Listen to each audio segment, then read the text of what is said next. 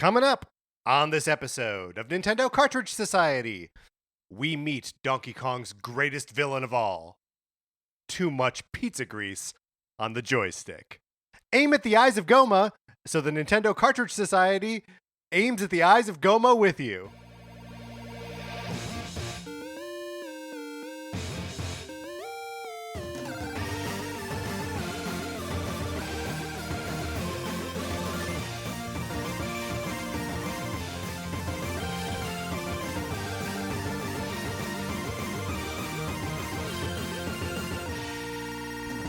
Welcome to Nintendo Cartridge Society. My name is Patrick Ellers, and I am joined, as I am always joined by my co-host, Mark Mitchell. Mark, how's it going? It's going great. One thing that I've really enjoyed about traveling through the dialogue from the original Legend of Zelda at the end of each cold open the past few months is that I feel like I'm getting to know the game better because I'm like, what is Goma? Who is Goma? Sure, okay. Lay it on me. Who's Goma? Oh, I will tell you. I saw you type Goma it away over there. You is selected it. I assume copy and pasted it. The super huge crab that lives in the labyrinth. Its hard shell will repulse any attack its weak point with a special weapon.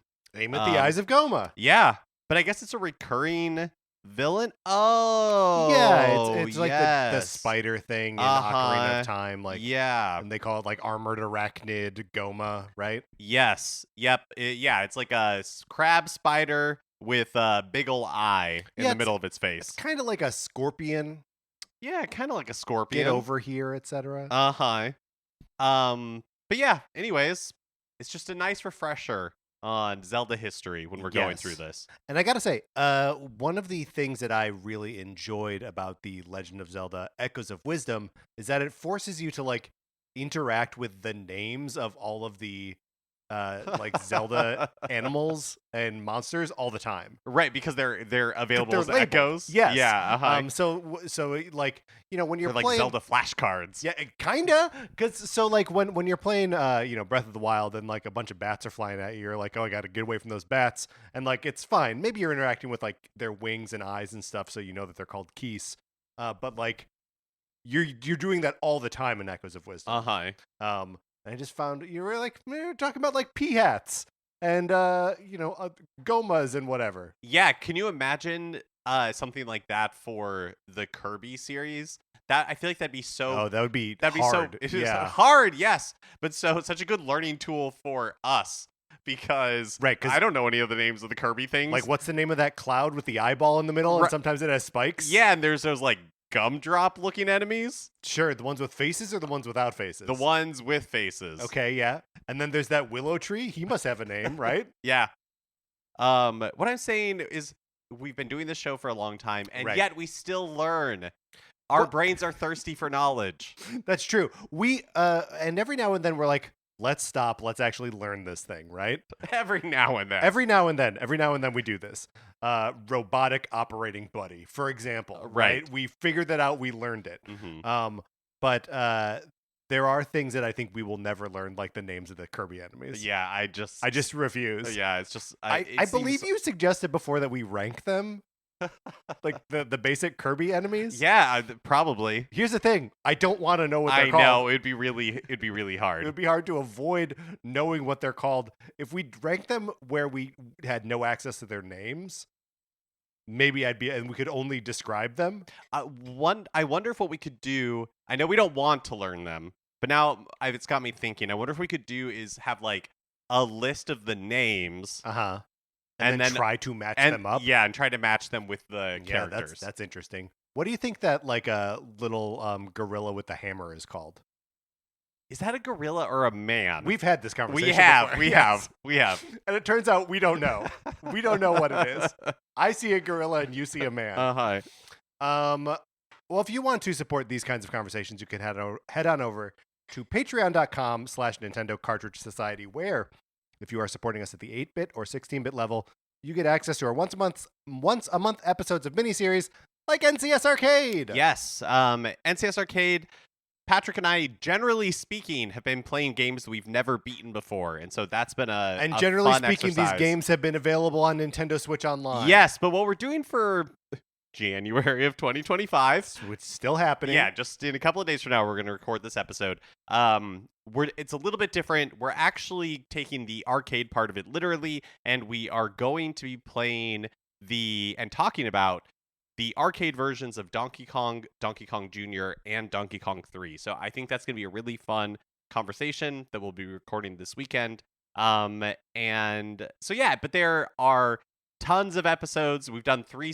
Will be the 3rd season of NCS Arcade. We also did a season called NCS Detective Club, where we watched and talked about the great detective shows of television. And we also did NCS Goes Broadway, which is where we're talking about musical theater, which is another passion of Mark and mine's.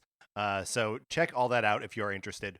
Also, if you would like to follow us for free or at any level on Patreon, you get access to our listener feedback episodes. We've started recording episodes with your emails, your questions about the games that we're playing for the main NCS Arcade shows. And those are just available to everyone. So if you have questions or thoughts or memories about the original Donkey Kong arcade games, email us at Nintendo Cartridge Society at gmail.com. And we will use that in the feedback episode, which will be coming out shortly after the January episode, which is still coming out in early February. This weekend, we promise. Unless I get sick again. I don't know. Right, or I get sick. No, we'd probably do it if I get sick. If you get sick, we probably do it. If I get sick, I'm too dainty of a machine over here. It doesn't work when I'm sick. I'm just kidding. Okay. And if you, the other thing you can do with that email address is, of course, you can get into our Discord. Email us, and I will send you an invitation. And that's where people are talking about Nintendo stuff basically all the time. It's a great, cool, fun place to hang out. Mark, let's do a little. Let's determine and rank Donkey Kong's greatest villains.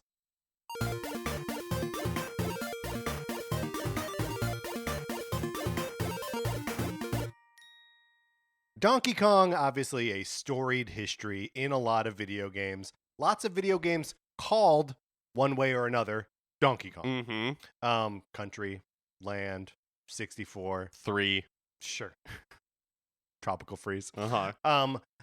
So the first thing I think that we need to so what we're talking about here isn't like here are the Donkey Kong bosses and we're ranking them, right?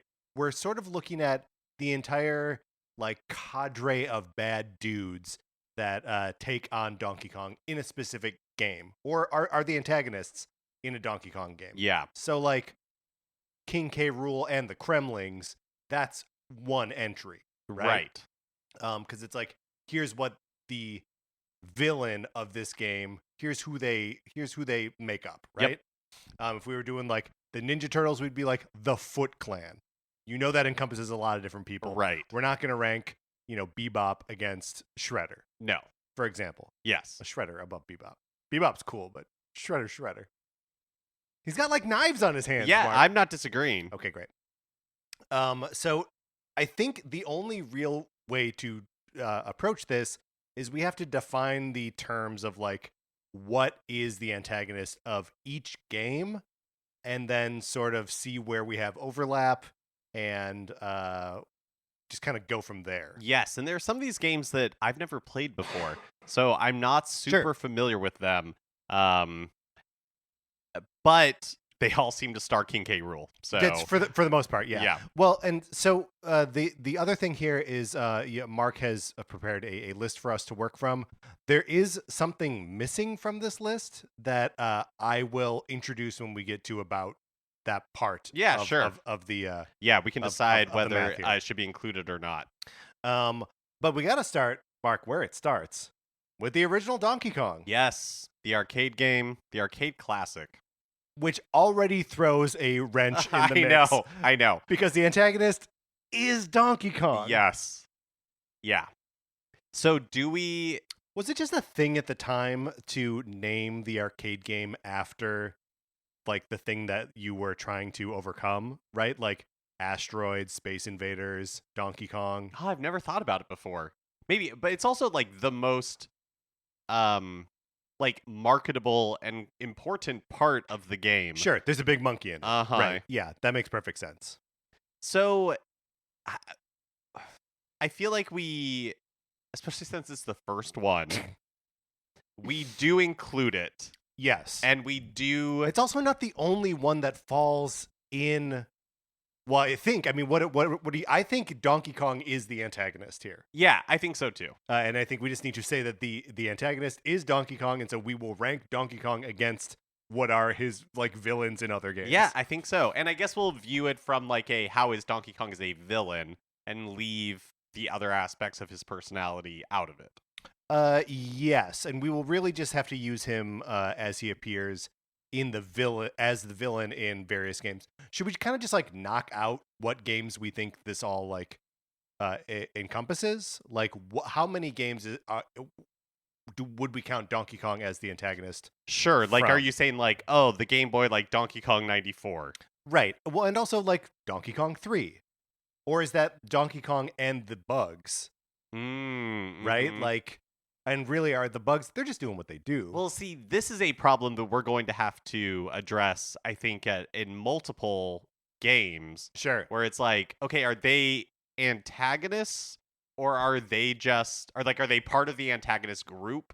Sure. Or are they just existing in the world and are unrelated to the thing that, like, the big bad? I understand what you're saying. We can get there. We can get there. Yeah. Well, and there's also like another level of like, I don't know how to deal with that later because there's mind control later on. Right.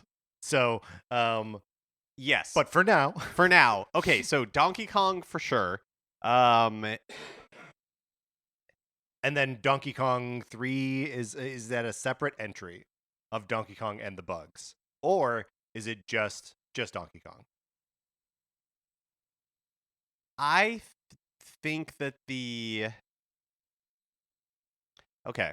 Well, in Donkey Kong 3, there are the like beehives that Donkey Kong is activating to get some of those bugs to come out. Right. But the snakes seem to be acting of their own volition. Like those are caterpillars, right? Sure. Or worms or whatever. Yeah, whatever. Yeah. Right. Sure, they do seem to be acting of their own volition. But maybe like as a collective, they're trying to. They clearly want to stay. Donkey Kong wants to stay. The bugs want to stay. Right. They all have the same agenda, which is not to be killed or driven out by Stanley the Bugman. Right. Well, and it's also like, what does Donkey Kong stand to gain from the bugs grabbing the flowers from the bottom of the screen and like bringing them back up? You know what I mean? Right. Like, when they run away with your flowers, that's for the bugs. Right. So yeah, I think maybe you're right that Donkey Kong plus bugs has to be like a separate entry. I think so. Okay. So we will we'll mark these down as two separate entries. Kong plus bugs. So in between, are there any other ones that we want to call out as like Donkey Kong? Just like the Mario versus Donkey Kong games. Yeah, I maybe incorrectly, because I didn't include it on the list, almost considered that like a spin-off series. I mean, Donkey Kong very clearly is the antagonist of those games. Right. But it is a little bit like difficult to like characterize. He's characterized so differently in that game than he is in the original Donkey Kong, right? Right. Because there's just like, first of all, he's designed to look like the rare design Donkey Kong, and all he wants to do is like play with toys, right? There's something very like innocent and funny about that, whereas like original Donkey Kong is like kidnapping a woman and like running away from Mario. Right. So I don't know. Are they separate entries? Do we even really acknowledge the Mario versus Donkey Kong, or do we just sort of like roll that softly up into the main entry that is Donkey Kong? I think my vote is that we roll it in softly. Yeah. Into the main entry. Yeah, I will agree with that. So now we have to, yes, in between Donkey Kong and Donkey Kong 3 is, of course, no, not Donkey Kong 2, that's wrong, but Donkey Kong Jr. And this is Mario. Mario's the villain. But it's also Mario in a mode that we basically don't see him ever again. He's like keeping a monkey in a cage, and he's got a whip. Right. Yeah. It's like Zookeeper Mario. Do you think that we should even include Donkey Kong Jr.? because it's really a Donkey Kong Jr. game. It's like it would be like saying that I should know this. Is it it's like I feel like it'd be like saying Pauline, it'd be calling Donkey Kong Pauline. Wait. Because Pauline is the one who yes. gets captured, and Donkey Kong has that role in Donkey Kong Jr. Like, right, but like he's the antagonist in the first and third games. He is the damsel in the second. Yeah, and then by country, he's the protagonist. I know, but what I don't disagree with that at all. But what I'm saying is, for our purpose for this ranking Donkey Kong antagonists, is it even fair to count Donkey Kong Jr. as a Donkey Kong game? Or is it a Donkey Kong Jr. game? He's the protagonist. Here's the thing, though. There is no Donkey Kong 2. Right. They obviously consider Jr. to fill in for 2. Because by the next time we get a mainline Donkey Kong game, they just call it 3. Right? Yeah. If they called Donkey Kong 3, Greenhouse like the Game & Watch does, then maybe I wouldn't be looking for patterns or like insisting on Junior as like obviously being a part of the canonical arcade Donkey Kong trilogy. I think it for sure is a Donkey Kong game. Okay. And then therefore that Mario has to be. It's weird that I think Mario really only appears on this list here. Yeah. Even though he's in the other one of the other Donkey Kong games, they don't really make games where you, as playing as Donkey Kong, square off against Mario. Yeah, that's true. They do it the other way a lot. Okay, not to get all up in our heads, but right. It's a bridge too far. I'm just going to say it, but yeah. It's a bridge too far.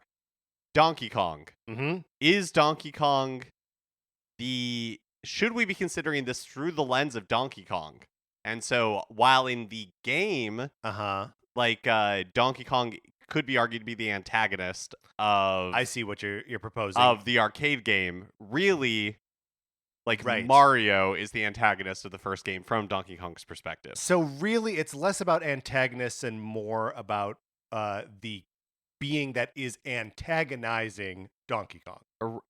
That would be one way to look at it. Yeah. It's like, oh, we're going to take Donkey Kong's side in all of this. You know what? I like this take. I like the take of let's take Donkey Kong's side in all of this. Because, yeah, so it's like, okay, from his perspective, not from the perspective of the player, from his perspective, the antagonist of the Donkey Kong arcade game is Jumpman. It's Mario. Right. Well, and this then becomes like a radical rereading of of some classic text here where the heroes are villains and like look wicked huge right so people love it, so I think we have to embrace that, defy some gravity of our own, and accept that maybe Donkey Kong didn't like growing up as a monkey because no one else was a monkey and was like, hey, look at that monkey, why is that monkey a monkey?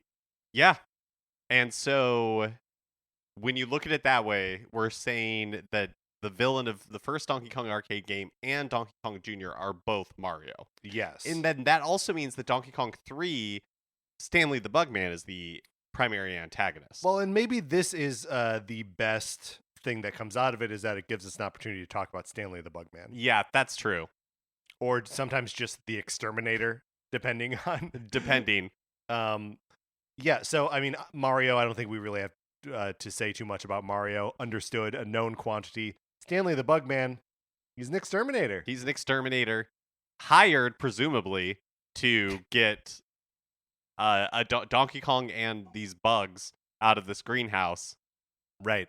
And he does it bravely. Goes in there by himself. He does. With just like one canister of like bug spray. Uses that to fight Donkey Kong. I really wish we had more Stanley the Bugman. You know what I mean? Yeah, definitely. There's not a lot of lore about him. Yeah, he's the wart of the Donkey Kong series. But at least Wart, you're like, he's the king of Dreamland. Yeah, he does have something going for him. Stanley the Bugman is a real, like, blue-collar everyman. Yes, that's right. And you're like, does he own that business? Is he just, like, one of the guys they sent out? Can you imagine being one of the guys sent out for, like, hey, you need to go to this greenhouse. Right. And he's like, yeah, greenhouse, I got it. And then you show up and you're like, no, there's a Donkey Kong There's a in here. Donkey Kong in here. Yeah, it would ruin your day, I think, probably. All right, so we can move on from Mario and Stanley and address Donkey Kong Country. We've got 3 of these games plus the land games. And how do you want to approach this? Because it's always some sort of King K. Rool type and his Kremling underlings. And in the first game, it's King K. Rool. Second one, it's Captain K. Rool. And in the third one, it's Baron von Rulenstein.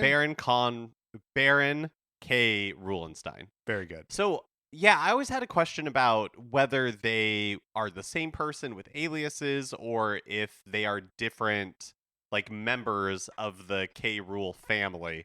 Right. And the Mario Wiki says that they are aliases. So that they're all King K. Rool. Got it. But just in, like, a different getup, different disguise. Sure. So they're like Mike Myers. And like Yes. the original King K. Rool is like Austin Powers, and then Captain K. Rool is like Dr. Evil, and then von Rulenstein is like Fat Bastard. Yeah, sure. Okay, great. Yeah.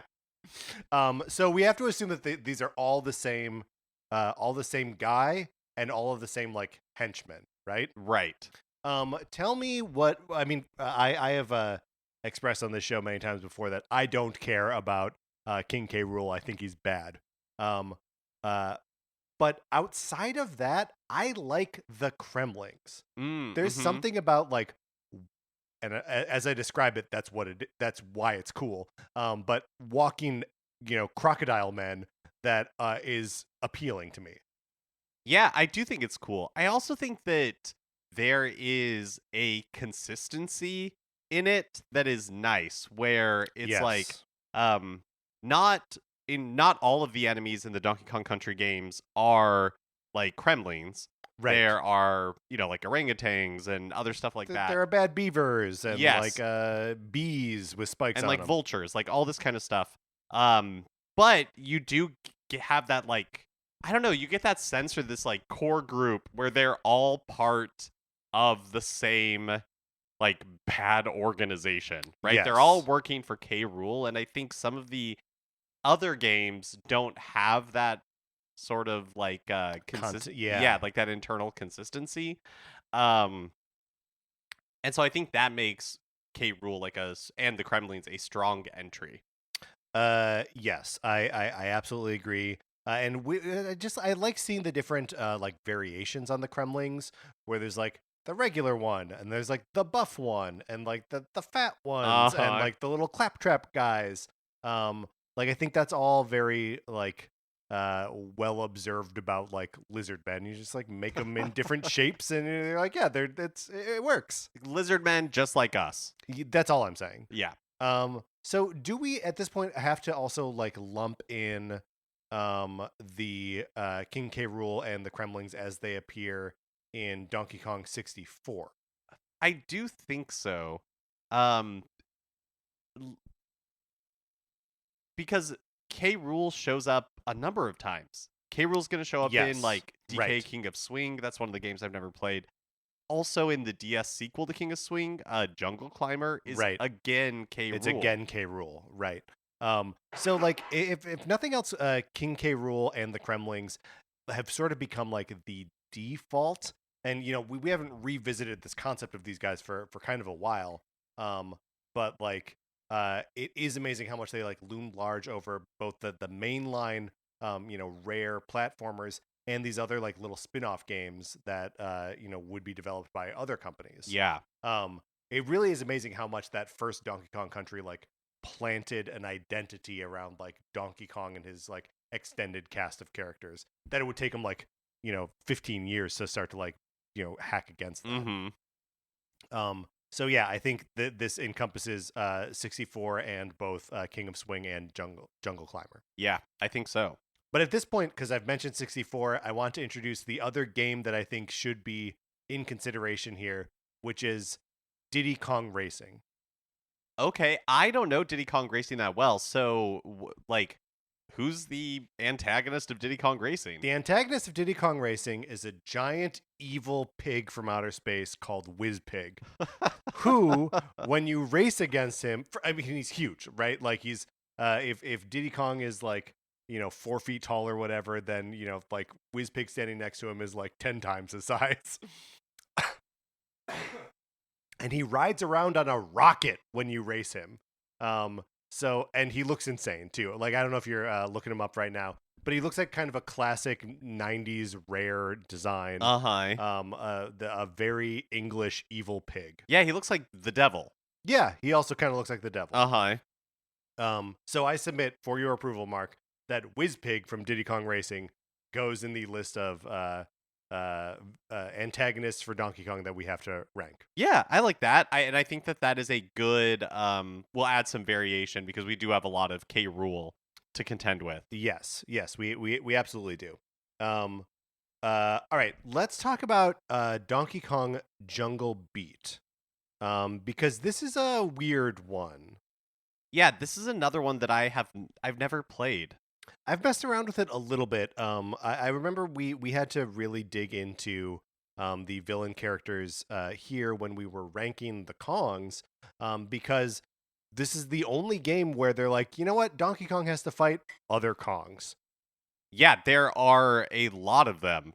So my understanding of how it works is that there's like 16 kingdoms in the game, and each kingdom has like 1 or 2 levels and then a boss. And so I think there's 16 bosses to go along with the kingdoms in the game. Right. This is true. So I guess it is more than just like the evil Kongs, right? That there are like hogs. Like there's Bloat Hog and Mohog. The Mohog kind of has like this mohawk type thing. Fleet Rock, like which is a big bird.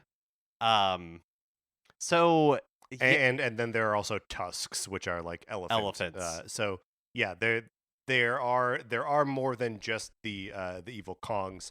But in my mind, for whatever reason, are they all like aligned together against Donkey Kong? We don't really know this game that well. Yeah, I don't know this game. From what I could tell, the premise of it is very thin. Like there's not like any cutscenes to start you off or anything like that. Really, it's just like you want to be the king of the jungle, and these other 16 like bosses want to be the king of the jungle. Sure. And so you are going through and basically beating them up to assert your dominance. Which makes sense to me. And look, all they like set out to do in making Jungle Beat was just like another thing that you can do with the DK bongos, right? And of course, there is no villain in Donkey Konga. Everyone is a hero in that. I'm looking at promotional artwork from Jungle Beat that shows the 4 Kong bosses and text below them that reads, "Who will stop the tyranny?" Which is pretty cool. So yeah, like this one is a little more challenging though, because like, is Sumo Kong, do we count the last one as the like big bad? Do we just say the other kings, like the evil kings? Evil kings, or do we call it like Kongs / rocks / hogs / tusks? I mean, sure, yeah, we can, but I guess what I'm saying is like, we can totally call it that. But are we just considering them as a collective? I think we have to consider them as a collective. Okay. Yeah. It's tough though, because like as far as their iconography is concerned, the 4 Kongs look different, right? We got Dread Kong, we got Karate Kong, Ninja Kong, and Sumo Kong, right? They have like a little bit of personality. There's some like, maybe racist characterization of these characters, who knows? But like they all seem different, and you can imagine personalities on them. You scroll on down to the hogs and the rocks and the tusks, and they're just like different color versions of the same character, basically, right? So in some ways, it's neat that these Kongs are different, and I love adding to Kong lore, right? it's fun that there are bad Kongs. But like the rest of these guys are real drips. I don't think any of them are great. Yes, I'll agree with that. But I totally see what you're saying, where like the 4 Kongs do have personality. Well, I think the important part for this portion of the exercise is just to define what we're talking about, and then we can get into the details of it when we rank them. Okay, let's just call them the evil kings then. Okay. As that is how the Donkey Kong wiki that I'm sure we are both consulting right now, how they refer to them. All right. So moving on from there, we already mentioned King of Swing and DK Jungle Climber. We bring us into very relevant to recent game releases, Donkey Kong Country Returns. Yes, and the kind of like bad group of Donkey Kong Country Returns are called the Tiki Tak Tribe. Yes. They are these musical tikis that have the ability when they're playing their songs or playing their music to hypnotize. This is what you were talking about earlier, referring to earlier with hypnotization. To hypnotize. And so in the beginning of hypnosis, yes? Hypnosis. Yeah. In the beginning of the game, they emerge from the giant volcano in the middle of DK Island and use their powers of hypnosis to get the animals, like the giraffes and the elephants on the island, to steal Donkey Kong's bananas. Right. And they attempt to brainwash Donkey Kong himself, but our poor boy is too simple to be hypnotized. So dumb. It just doesn't work. It really is a like laugh out loud worthy moment when they try to hypnotize him and he's just like staring at them blankly. I like this whole opening cutscene. I think it's cute when like the elephants get hypnotized and they're like dragging the bananas behind them. And they're taking these like little steps. Yeah, so like overall and like conceptually, I think I like the Tiki Tak Tribe more than I do in execution. There's something very appealing about like a musical based like non-animal antagonist for Donkey Kong that you can't quite like understand or wrap your head around. Like, why do they don't eat? What do they want bananas for? Right. Yeah. And in some ways you're like, maybe they just exist to antagonize Donkey Kong. Right. And they're magical. Like, I don't know. There's something I like a lot about the Tiki Tak. Yeah. Tiki Tak. Yeah, there is a lot that I like in concept as well. So that is Donkey Kong Country Returns. And then finally, that brings us to Donkey Kong Tropical Freeze. Yes. And what are the names of these guys? These are the Snowmads. Yes, Snowmads. And this is like a team of Viking penguins and various other cold weather animals that like travel the high seas together. Are they pirates? Are they Vikings? Where do they come from? What do they want? Conquer your island, I guess. Yeah. And there is something very fun just about like I don't know. It just feels like the continuity of like the world here makes sense. That there's like a nomadic tribe of Viking animals. We're just like, yeah, that's just a thing that exists out in the world. One fateful day they land on Donkey Kong's island. You know what I mean? Yep. Like they're out there. Yeah, they see Donkey Kong's island and they're like, all right, that's where we're going. We're going to turn it cold. Yeah, because we do that too. Yep. One of the things that I like quite a bit about the Snowmads is the variety of animals that they have like working for them in the like higher up positions. Yeah, they got penguins everywhere that are taking on all different kinds of jobs. Yeah, penguins are kind of like the minions. They're the lowest level, it seems like. And sometimes they have like a bow and arrow that's made out of fish, and sometimes they're just like stomping around with a little helmet. Sometimes the helmet has horns on it. But like they're taking a lot of different like foot soldier roles. But on top of that, we got like a bear with a big mallet. We got like a walrus sliding around on his belly. It's just, I don't know. You got birds. You got birds. You got a big fish. Mm-hmm. Yeah, yes, it is a strong variety, like a good animal menagerie. Yes. And while there is some menagerie qualities to the Tiki Tak tribe, it's really just in the animals that they hypnotize, right? Well, and this is where I guess we should. Are we starting the comparison and the let's start the ranking? comparison and the ranking. Okay, Yes. so yeah, I do think part of the problem with the Tiki Tak tribe and Donkey Kong Country Returns in general, as far as like the villains go, is it doesn't really make sense to me. It's like, okay, the Tiki Tak tribe, they appear out of the volcano and they hypnotize animals. Right. So are all of the enemies hypnotized by the Tiki Tak tribe? Because then there are like so many crab pirates that seem to just be doing their own thing. Yeah, that's a good point. Unrelated Right. to the Tiki Tak tribe. And so I think there's also like animals a portion of the game where you're being chased by freshly hatched spider babies. Are you telling me that they are hypnotized right out of the egg? Yeah, I don't think so. Like, I think the boss fights are hypnotized animals because you see members of the Tiki Tak tribe like hypnotize them, basically like go inside of them, yes, like and control them. But then I also think that DK Island is just a very hostile place in that that's probably game, right. Yes, and different groups with their own agendas that are unrelated to what the Tiki Tak tribe are trying to do. Do you think so? You know, when you go into a boss fight and the like little tiki guy, takes over the body of an animal that you then have to fight, you, the player, Mark Mitchell, you're taking over the body of Donkey Kong. So, like, I'm saying, is there any difference between you and the little tiki guy? Well, I think from the tiki guy's perspective, I'm the bad guy. Right. That's right. But we're not ranking the Tiki Tak tribe's greatest antagonist. This is a great point. We're ranking Donkey Kong's greatest antagonist. And another date when we would have to consider everyone who's played Donkey Kong Country Returns. One thing I do like about the Tiki Tak tribe is that they have a purpose for gathering all the bananas. Like, sometimes you're like, why?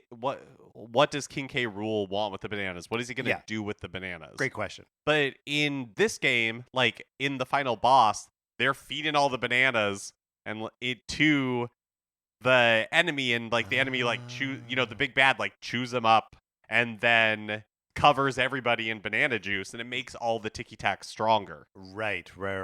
So there's some magical quality to these bananas. Right, which makes sense, which helps explain why he's hoarding them. Right. And meanwhile, the Snowmads, they don't really care about bananas, right? Doesn't seem like it. Seems like they just want the territory. Yeah, that's interesting. Like so that makes them actually similar to the Evil Kings, who we don't really have evidence that the Evil Kings are interested in bananas, right? So much as they are just being kings of the jungle, right? Actually, you know what? Very few of these. It's really just the Tiki Tak tribe and King K. Rool and the Kremlings who want the bananas, right? Well, and because Mario doesn't want your bananas. No, Mario doesn't care at all. Right. Stanley doesn't want bananas. No, Stanley just wants to punch out for the day and go home. Uh-huh. You know what I mean? Yeah. He's been working too many double shifts. Whizpig. What is Whizpig's deal? I think he wants to conquer the island. Okay. That all of the racing is happening on. It's been a long time since I like engaged with the story mode of Diddy Kong Racing. But yeah, I believe that he is also just like out for general evil stuff. Yeah. Okay. I would believe that. So yeah, I mean, do they basically break down into 3 categories? You have banana wanters, banana grabbers. You have territorial, like conquerors, right? Banana grabbers, conquerors, and just like blue collar, punch on the clock. Yeah, I mean, yes. What's like but Mario is not brought into conflict with Donkey Kong because he's a blue collar worker, right? Yeah. Well, although they meet on the construction site, right? Well, but that's only because Donkey Kong went there with Pauline. Right. But okay, so I guess my question is, do Mario and Pauline know each other going into this? Or is Mario just he's like a plumber / blue collar guy? He's working at the construction site. Okay. Donkey Kong has grabbed a lady. Yeah. Climbs up to the top of this tower that maybe Mario was working on. Yeah. And Mario's like, I know this. I can get up there. and save this lady. I do. Yeah, it doesn't really seem like they. Yeah, I would guess that Pauline and Mario don't have a relationship outside of it. Yeah, that's my read. And then by Donkey Kong Jr., Mario has made it personal, right? By capturing Donkey Kong and keeping him in a cage. Yes. So maybe is Donkey Kong Jr., I mean, obviously it's a sequel to Donkey Kong, but do you think, like, after Donkey Kong, the arcade game, Mario was saying, Donkey Kong is a menace. Right. I'm going to capture Donkey Kong. Right. That he was like, I'm getting older. I can't keep doing this chasing Donkey Kong up to the top of buildings. Probably got a posse together. Yeah, let's get Donkey Kong off the street. Let's get Donkey Kong off the street into a cage, and we'll scatter, like, I don't know, like 7 keys around. And if a little monkey can climb around and grab all these keys, then I guess his monkey friend can be free. Yeah. I think that's probably what's happening. I think that's probably what's happening too. Okay. And then Donkey Kong is free, takes up residence in a greenhouse. Mario is out of town. Right. Mario's like, I already tried a cage. Yeah. What do you want from me? Also, he's way up there. I can't jump that high. Stanley the Bugman called in. Right. Do you think Mario calls Stanley the Bugman? Maybe nobody knows where Donkey Kong went. Okay. And Stanley the Bug and the owner of the greenhouse, right, is just like, we've got a real. I don't know what it is, but we've got a real problem in my greenhouse. I think it's bugs. Let's call. Every other time we've had a problem in the greenhouse, it's been bugs. It's been bugs. What else could it be? Right. And maybe they're old, and so they don't go out to the greenhouse that much anymore. They're just hearing a lot of like grunting. They're just hearing a lot of noise and some strange sounds. And so they're like, let's get an exterminator out here. Right. That makes sense to me. No matter what, Stanley the Bugman has to be like going into that totally blind and just yes, absolutely. Right. He needs to be expecting like a regular day at the office. And when suddenly he encounters Donkey Kong. Yep. So still, generally speaking, they fall into the 3 categories of banana grabber, conqueror, and blue collar. Right, because Whizpig would be a conqueror. Right. Yeah. Okay. So and we have 3 conquerors, right? Whizpig, Snowmads, and the Evil Kings. Yes. And otherwise, 2 from the other categories, the banana grabber categories, King K. Rool, and the Snowmads, and then the blue collar are Mario and Stanley. Yeah. Is there one of those like categories that you like? And I won't hold you to this as like these are the top of the rankings, these are the bottoms. But is there one of those categories that you like more than the others? I think it's difficult because there is something appealing about the everyman, of course. But I like my villains to be motivated. Right. And the blue collar, give me a blue collar, first of all, comedy tour. But secondly, give me a blue collar hero. Right. I don't really need a blue collar villain. Right. You don't really see that in movies. You don't that often. You don't. Okay. Out of banana grabbers and conquerors, and again, we're not holding ourselves to this. Right. I think there's a little bit of both that I like, because with the banana grabbers, it's like, it feels more specific. Like King K. Rool seems like he does it just to needle Donkey Kong. Yeah, that's my read. I don't know why else he would be doing it. I don't know why else he would be doing it either. Although he also captures Donkey Kong, right? In the second game? Yeah. So he just learned that from Mario. Well, maybe it's just the natural progression. Sure. Right. This is what always happens. What always happens when the Kong boys when get you're in trouble. dealing with a Kong. Right. Yeah. But then the Conquerors are fun because it's purely just like out of greed. Right. Well, greed and like ambition, right? Ambition, yes. Which is it's in some ways like that's fun because it's compelling. But it also does it subvert a little bit like what we expect from a Donkey Kong story, right? Like he's a big monkey wearing a tie. It's not that serious.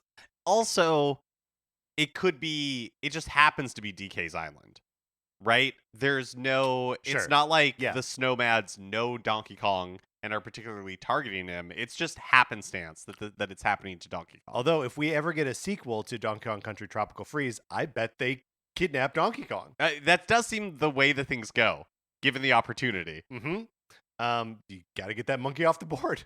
Get him off the streets. Okay, we got to get down to like the actual business here. Okay. Of ranking them. Do you have any like easy like last place, seventh spot here? For me, I think it is either. I think it's the Evil Kings. I think it's the Evil Kings, probably as well. Yeah, and it's just really, in my mind, they're a victim of there being so many of them, and I don't know them. Yeah, I don't know them. And also like, they're just more monkeys. Yeah. Well, and then other things. Hogs and but elephants. Like, the highlight is they're just more monkeys. Right. And also, like, Donkey Kong wants the same thing, to also be king of the jungle. Again, maybe, from my perspective, Donkey Kong is the one who is evil. Yeah. So yeah, I would say bottom of the list for me, the Evil Kings. I do think that there's a pretty early ceiling here for Stanley the Bugman. I think so too, as much as it sort of pains me that he's probably the next up. I think, yeah. Just because as much as we liked the idea that he's stumbling into it totally blind and all of that, he's pretty ineffectual. Yeah, he has appeared in more video games than the Evil Kings, though, I will say. Because he appears in 2 different Game & Watch games as well. Well, I think that's why he's appropriately placed above the Evil Kings. Right. Yeah. Evil Kings, only the one game. Stanley the Bugman, also in Donkey Kong 3 Game & Watch, and Greenhouse, of course. Going up from there, I think this is probably where at number 5 that the Whiz Pig shows up. Again, a crazy design, and like good in it's still like designed by Rare kind of way. But he's just a big evil pig who rides around on a rocket, which, as I say it, is so cool. It is cool. I do have to say that I don't think that the design is particularly good. Like, I don't really like... He wears like a dumb silver hat and it has a tiny cape, right? Like a cape that's too small for him. The render I'm looking at has... Yeah, show me. Oh, yeah, I guess actually, yeah, maybe that is a hat. I couldn't figure out what was going on. But yeah, he's wearing a cape and... like almost looks like a Flash Gordon villain in some ways. Yeah, I mean it's almost like Show Me Ganon but dumb. Yes. Right? Yeah. Like he's got that pig demon sort of look to him, but like, I mean, to be completely honest with you, if I was looking at him without knowing the name, I would guess that he's supposed to be a dragon of some sort. Oh. Not a pig. And why Whiz Pig? Is he a wizard? Does he have magical powers? I don't think so. Yeah. He rides around on a rocket, Mark. Anyway, I think we can probably put him higher than Stanley the Bugman, if for no other reason than he's successful. He's conquered his own planet. Yeah. And now he's out for more. Right. Or his own dimension. We don't really know. Yeah, we don't really know. Okay, so the bottom 3 feels pretty good there. Competing for the top 4 spaces, however, we got Mario, we got King K. Rool, the Tiki Tak Tribe, and the Snowmads. Any thoughts on what's next here at the bottom? I don't really know what to do with Mario. I think Mario for me is probably somewhere right around here, right? But somewhere I don't know in the middle. Yeah, like it is tough though because Mario is like in some elemental way a Donkey Kong antagonist, right? Like right, for sure. And he's the first. Uh-huh. But it's not like he was a retcon to be Mario. It was Jumpman, right? And then later the connective tissue was put in place. And there's nothing wrong with that. Like I don't think retconning is bad, but right. But then it has been in place for like 40 years. Yeah. So, it's like one of those like Darth Vader is Luke Skywalker's father. Like You know what I mean? Yeah. That may be a retcon, or more specifically, Luke and Leia being siblings, right? Like that for sure was not part of Lucas's original plan, but like gets retconned by the third movie, and then we're like, yeah, that's canon, and has become so important to everything that has followed. Absolutely, Like yeah. Mario and Donkey Kong just have a built-in inherent relationship, Right. where if you're like, oh, it's Mario versus Donkey Kong, a game series, this relationship makes sense. There's no explanation needed. Versus if it was like, Mario versus Popeye, another arcade game, you'd be Right. like, wait, what? We'd need to talk about it. Mario versus Q*bert. We'd be like, okay, but why? The ultimate matchup. Okay, so that's a good point. Mario versus Paperboy. Mario versus R-Type. Maybe there's something in here about Mario versus Street Fighter would genuinely play it. With one of the like Donkey Kong Country Returns games. Like Tropical Freeze, the Snowmads, Sure. or Tiki Tack Tribe, because I think that they're, or Tiki Tack. I've been saying that wrong the entire time. Yeah. But like, yeah,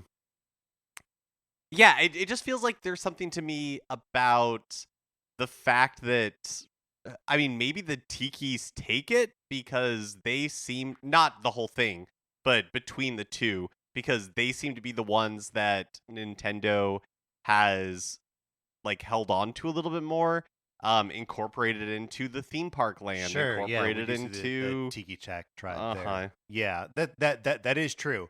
And I like the Snowmads. I think their design is cool, but at the end of the day, they are just animals, right?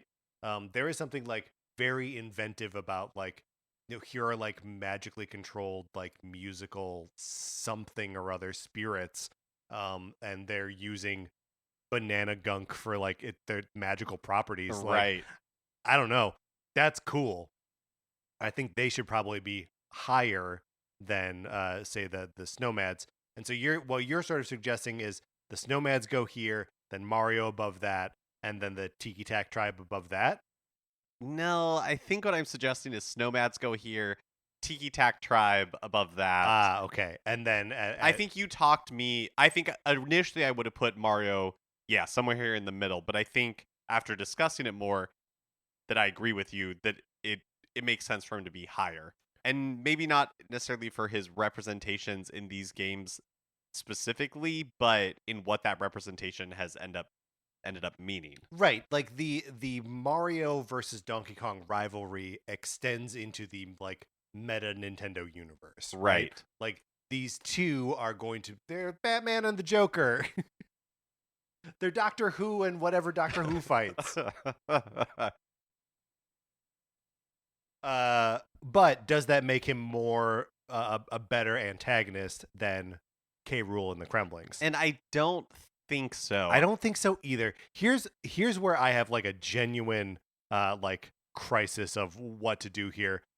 I think I've said it before. I think the Kremlings are cool. I like an army of crocodile men. But I don't like the character of King K. Rool. And I know that's hard for you, but I think King K. Rool is pretty great. Whoa. And I like that he has these different aliases. And so in each game he shows up in something like theatrical about something it. theatrical. Like I think that's a lot of fun. And I like having K. Rool as number one because I like having Donkey Kong have his own like his own Bowser. His own Bowser, yeah. Right. And in one of the reasons that I like kind of buck against it is that he's like so obviously just like he needs a Bowser, so they made a Bowser for him. But like King K. Rool has become like the sort of like icon of the thing that fights Donkey Kong, right? If he's a character in Smash Brothers. If we were to get like deeper Donkey Kong characters in like a Mario Kart game, King K. Rool would show up at some point. Like he could be in a Mario Party. Like all of this stuff, like kind of just makes sense as like he is another character in that universe and not a character who appears in a game. And I also think that, he is very nakedly a character that was created to create that Mario Bowser relationship Right. in like the Donkey Kong Country series. But I think what makes it remarkable is that it stuck. Right. Like Yeah, it worked. Like because it could have been a really forgettable design or a character that nobody, like that we don't even think about right. anymore, but he's managed to persist in when they decided with the returns like duology, whatever, to not use those characters. It was a very purposeful choice, Right. that had fan reaction. Yeah, totally. I in Donkey Kong 64, you fight King K. Rool and he's like a boxer, right? He's wearing boxer Yeah. shorts and it's this big like multi-part fight that goes on for a really long time. But like I think that's the last time we've gotten the new like look or persona from K. Rool, right? Yeah, I think that's right that I can think of. Okay, here are my demands now for the new year and onward. At least one new K. Rool persona within the next 3 years. That would be very fun. It also would have been really fun if in Super Smash Bros. Ultimate, he would have had alternate costumes that were like, oh, that would have been so good. Captain K. Rool, yeah, and Baron K. Roolenstein. Yeah, but you're right, and the boxer, like you're right. Next time K. Rool shows up somewhere, he should absolutely have to have a new persona, a new alias, a new kind of like theatrical thing. Right. What do you think? Get some of that complete unknown energy and he come on as a folk singer? Yeah. Folk singer would be great. With a guitar slung over his back and like a harmonica. 1980s Wall Street money man. I think that's very good. I want to see just a classic knight in shining armor. Oh, that'd be so Sir good. K. Rool. These are all good. I hope we see them all. Mark, I think we have our rankings now. Let's review them from the bottom to the top, and then if we like the list, let's lock it in. I don't think we said this. Of course, this list ranking will be definitive, and when it's done, we'll still be friends. Yes, that's right. Okay, great. So number 7, we've got the Evil Kings. Number 6, Stanley the Bugman. Number 5, Whizpig. Number 4, the Snowmads. Number 3, the Tiki Tak Tribe. Number 2, Mario. And number 1, King K. Rool and the Kremlings. I'm a little bit thinking I want to switch Whizpig and Stanley the Bugman. Oh, okay. So demote Whizpig. Demote Whizpig. Okay. I know I insisted that we put him on this list, but the more I think about him, the more I'm like, no, you know what? I like Stanley the Bugman better. We do like Stanley the Bugman quite a bit. It's true. I mean, what can you say? It's a thing that we like. So same list as before, but now Whizpig is number 6. Stanley the Bugman is number 5. Mark, this how do you feels feel about that? definitive to me. This feels definitive. All right, great. Let's close this out. All right, that is going to do it for this episode of Nintendo Cartridge Society. Before we navigate away from it, do you feel like the Donkey Kong series at large has been like good at representing different kinds of villains, or do you feel like, I mean, it's been over a decade since we've had a new Donkey Kong game, so whatever. But like, do you feel like that's a good place for villains, or like did it feel like we had sort of a shallow pool to fish in here? I feel like the Donkey Kong games are so many different things and they've never really been able to settle on, like that. We have K. Rool, which is the closest thing, but it's like, sometimes a Donkey Kong game is like simple like arcade style exercise where it's about the high score chase. Sometimes it's a platformer. Sometimes we're using it for these bongos, but it feels like it's been a much more uncomfortable sort of everyman attempt versus like Mario, where Mario just feels naturally able to adapt to all those different roles. Like Donkey Kong, when they're doing it, to me it just feels like a crisis of what is Donkey Kong versus so much of that is likely due to the fact that Donkey Kong has had so many different owners, like people, the creative owners over the years, right? Like obviously started in Miyamoto's hands, and like Nintendo developing for it. But then like Rare comes along and they craft this specific identity, and then you can't really hold it against Retro that they invent a new set of enemies for their first take at the country games, because they want to like be different, right? To like stand apart. And maybe it is just part of the Donkey Kong DNA where from the beginning it's not like the Super Mario series where it had a certain amount of consistency. It's just been like, oh, Donkey Kong, the arcade game is this thing, and then the sequel to that is something totally different. Yeah. And then the sequel to that, ooh, we're really scratching our heads. And I feel like that progression has just kind of been true of Donkey Kong games in general, where it never feels like they ever just like they maybe could have kept making country games forever.